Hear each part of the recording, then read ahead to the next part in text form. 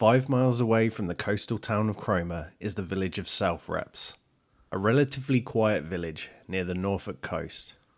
But October 1944 would bring some chaos.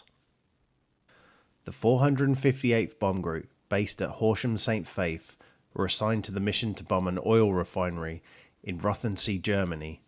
Aircraft from the 752nd Bomb Squadron would take part in this mission. On the 7th of October, B-24 Liberator Yankee Buzz Bomb would take flight to take part in the mission. On the way to Rothensee, the B-24 started to lose power in one of its engines, then shortly after, another one. With no choice, they had to abandon the mission and head back for home. During the flight back, the bombs were accidentally salvoed over the channel, creating massive drag on the aircraft on the way back to England.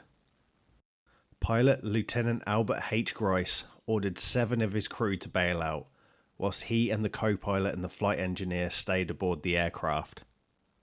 Making a quick decision, they decided to head towards an emergency strip located 4 miles southeast of Cromer.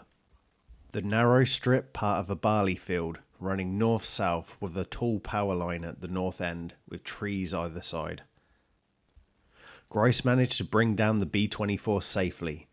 The aircraft was deemed repairable as dismantling would take time and labour. It was decided to construct a makeshift runway.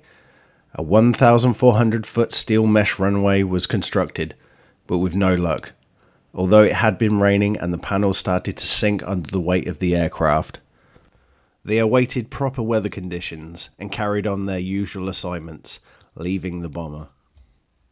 On the 17th of November 1944, they decided to try again. They started the engines, which coughed and spluttered, but were now running at full throttle. They took off down the makeshift runway and takeoff was successful as they made it through the fog and darkness all the way back to Horsham St. Faith. The B-24 approached the runway with beacons lining the sides of the concrete.